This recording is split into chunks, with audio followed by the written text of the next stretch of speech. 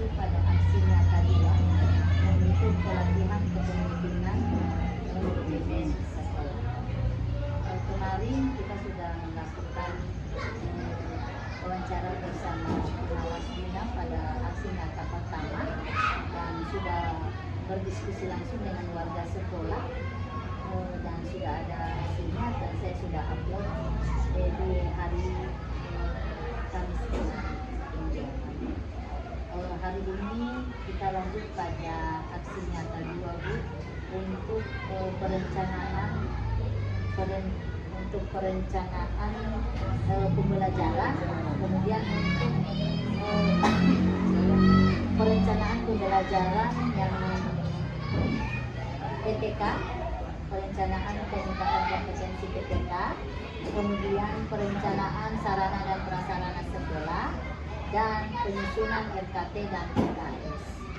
Nah, di sini pada perencanaan pembelajaran kemarin pada raport pendidikan saya fokus pada kemampuan numerasi karena kebetulan di raport pendidikan itu kemampuan numerasi yang ada di SD 14 itu masih nilainya masih merah.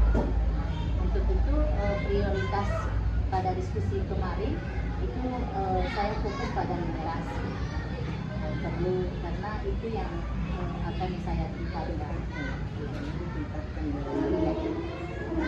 Di sini pada perencanaan pembelajaran di sini ada 3 buku untuk rencana pembelajaran, ada intrakurikuler, kokurikuler, dan ekstrakurikuler. Nah, pada indikator prioritas kan ada kemampuan numerasi. Nah, akar masalahnya kompetensi pada domain bilangan. Ya, perbaikan yang perlu dilakukan itu peningkatan kompetensi GPK dan kebijakan yang menunjang kemampuan numerasi pada domain bilangan. Nah, kira-kira pada intrakurikuler apa yang saya lakukan untuk supaya kemampuan numerasi saya ini meningkat. Begitu juga kurikuler dan ekstrakurikuler. Mungkin ada masukan dari terima kasih Ibu selaku Kepala SD 14 di bawah, di mana betul sekali karena kemarin itu kita sudah sama-sama berdiskusi dengan warga sekolah terkait dengan nilai raport pendidikan yang ada di SD 14 di bawah yang masih merah, yaitu di numerasi tentang domain bilangan. Dan itu kan kita sudah sama-sama juga diskusi dengan warga sekolah di mana prioritas utama kita untuk peningkatan nilai raport pendidikan itu adalah numerasi yang kita sudah sama-sama diskusikan dengan seluruh warga sekolah yang mewakili daripada orang tua.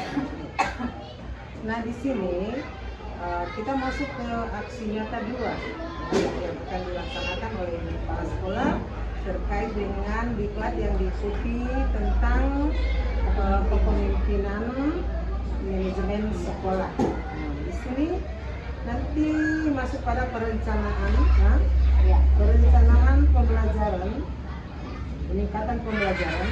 Itu ada 3 tadi, yang pertama intrakurikuler, yang kedua kokurikuler, dan yang ketiga adalah ekstrakurikuler. Tadi sudah disampaikan mungkin apa yang harus dilaksanakan oleh kepala sekolah terkait dengan kegiatan intrakurikuler. Kalau boleh saya beri masukan untuk kegiatan intrakurikuler, mungkin kepala sekolah bisa melakukan supervisi akademik terhadap guru. Itu yang pertama terkait dengan pembelajaran. Yang diprioritaskan adalah pembelajaran numerasi yang maksudnya di kelas-kelas tinggi tentang domain bilangan, baik itu di kelas rendah maupun di kelas tinggi. Itu yang berikut, guru diupayakan belajar mandiri lewat PMM. Mereka kan semua sudah punya akun ID belajar, makanya mudah saja mereka buka, langsung mereka belajar di PMM. Yang berikut setelah mereka pelajari apa yang maksudnya mereka belajar di PMN itu, langsung mereka praktekkan ya, Iya, terapkan dalam proses pembelajaran, supaya apa yang mereka ikuti itu tidak akan mereka lupakan. Kalau begitu langsung mereka tidak. Yang berikut untuk kurikuler.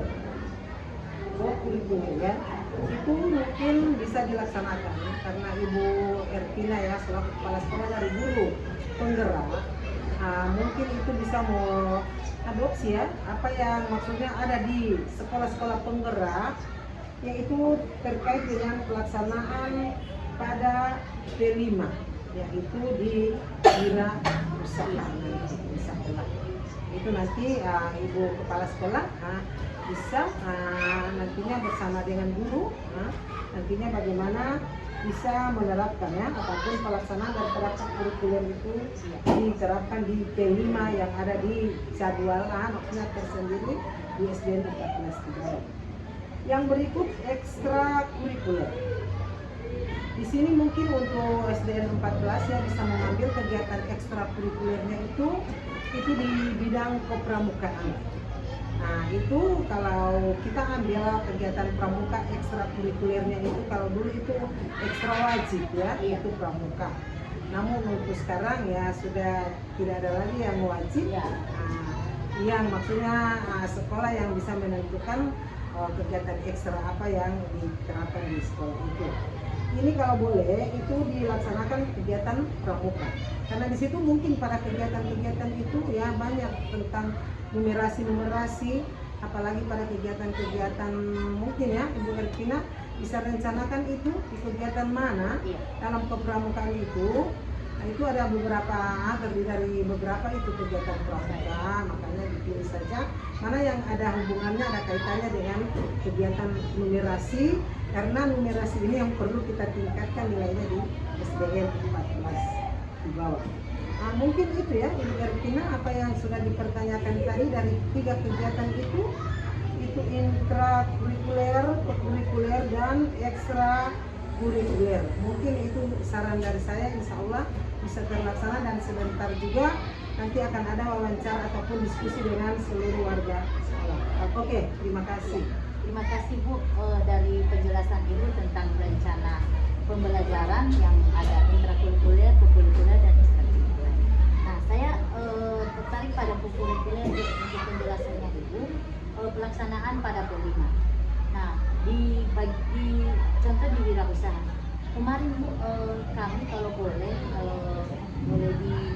diterima untuk saran saya ini, kemarin itu saya dengan Pak Upik di kelas 6 itu melaksanakan P5 untuk membagikan kelompok kepada siswa untuk membuat kue.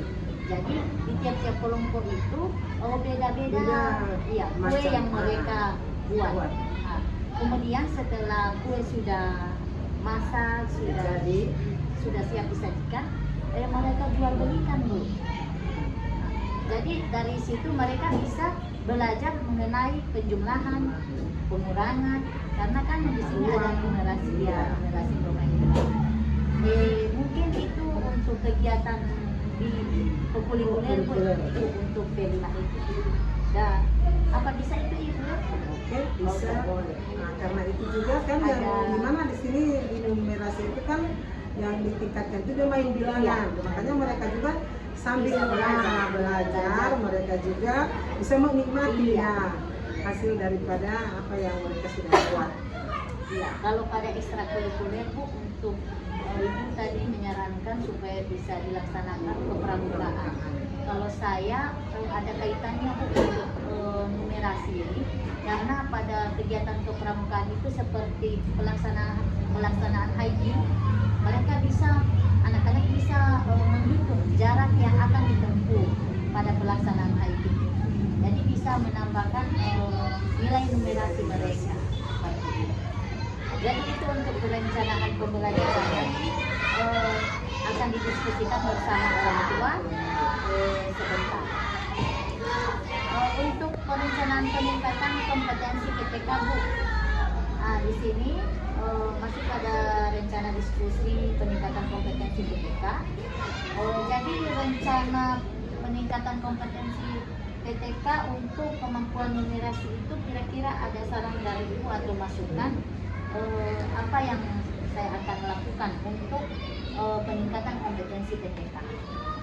Ya, terima kasih Ibu Rina. Tadi kan kita sudah bahas tentang perencanaan ya, pembelajaran. Yang sekarang adalah rencana bagaimana nanti kompetensi daripada PTK ataupun GTK yang ada di sekolah ini ya lebih meningkat, terutama dengan peningkatan nilai numerasi yang ada di SDN 14 di bawah yang masih agak di bawah ataupun yang masih merah. Mungkin di sini nanti saran juga ini untuk sekolah ataupun untuk kepala sekolah untuk bisa lebih meningkatkan ya kompetensi daripada guru ataupun ya GTK ataupun PTK yang ada di SDN 14 di bawah. Mungkin kepala sekolah itu tadi seperti apa yang saya sampaikan bisa melaksanakan kegiatan supervisi akademis ya, yaitu dijadwalkan apakah supervisi itu dilaksanakan setiap triwulan ataupun setiap bulannya ataupun ya nantinya itu dijadwalkan oleh kepala sekolah.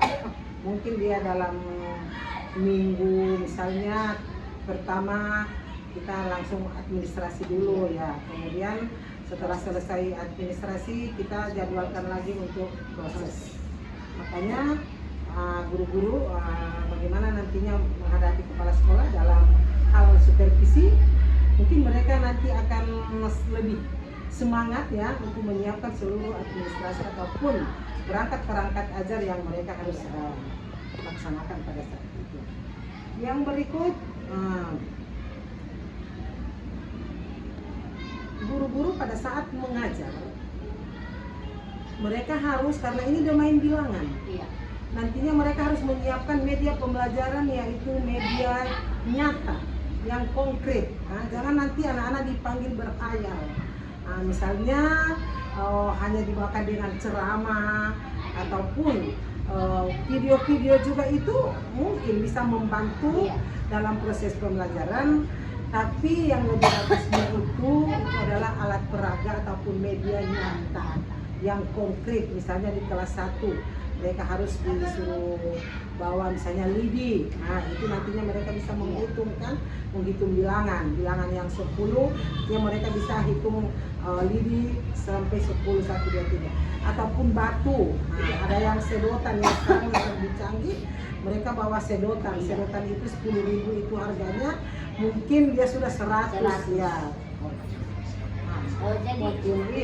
Jadi Ibu sudah masuk di sarana dan prasarana, untuk perencanaan sarana dan prasarana, dan tadi untuk rencana peningkatan kompetensi PTK, tadi Ibu sudah menyarankan untuk melakukan supervisi, pembelajaran di PMN, pembelajaran di PMN nanti tentang domain bilangan.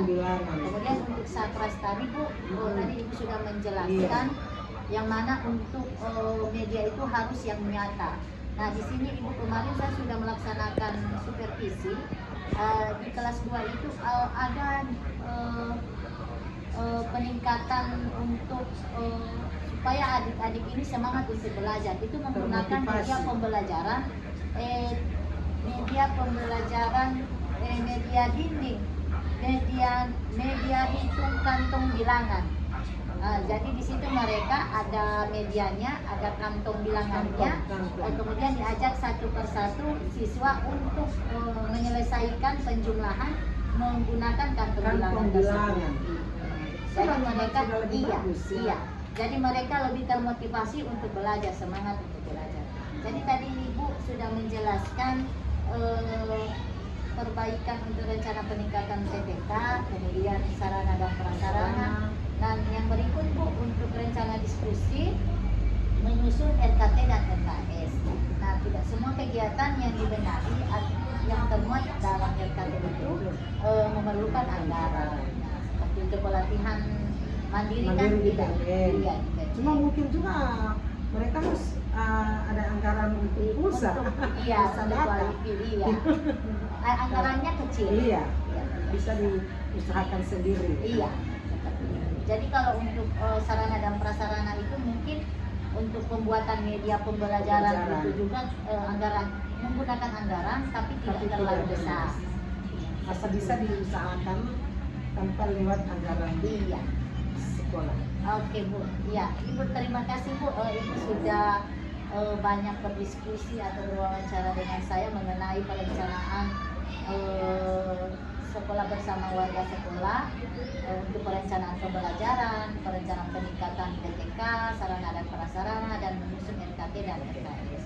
Terima kasih waktunya Bu, Insya Allah sebentar kita akan melakukan diskusi bersama warga sekolah tentang penyusunan perencanaan sekolah untuk perencanaan sekolah perencanaan pembelajaran, baru perencanaan peningkatan kompetensi PTK, sarana prasarana dan penyusunan RKT. Oke, sebelum ditutup, Ya. Mungkin untuk penyusunan RKT, itu nantinya kita akan juga melihat ya prioritas apa yang dilakukan oleh guru, karena tidak semua kegiatan-kegiatan itu bisa dibiayai oleh dana yang ada di sekolah. Mungkin peningkatan kompetensi guru lewat apa yang harus yang maksudnya dibiayai oleh sekolah dan ada juga yang tidak. Dan nanti setelah disusun RKT-nya itu akan kita masukkan ke RKAS, rencana kegiatan anggaran sekolah. Nanti kita bisa prioritaskan mana yang bisa didanai, yang dianggarkan, dan mana yang tidak. Cuma insya Allah dananya ini ya untuk kita yang di sekolah ini bisa dicukupkan sehingga peningkatan kompetensi baik guru maupun siswa ya yang ada di SD 14 di bawah itu bisa meningkat, terutama dengan nilai numerasi yang ada di SD 14 di bawah. Insya Allah tahun depannya itu tidak lagi merah, sepaling tidak dia bisa orange ataupun hijau. Oke. Mungkin itu saja Ibu Kepala Sekolah, Ibu Erkina yang bisa saya sampaikan pada kesempatan ini, dan insya Allah kita nanti akan diskusi bersama warga sekolah yang sudah hadir di SD 14. Terima kasih. Ya, terima kasih Bu atas sarannya, atas umpan baliknya. Insya Allah kita akan melakukan diskusi bersama warga setelah wawancara ini. Terima kasih, lebih dan kurangnya saya mohon maaf. Wassalamualaikum warahmatullahi wabarakatuh. Waalaikumsalam warahmatullahi wabarakatuh.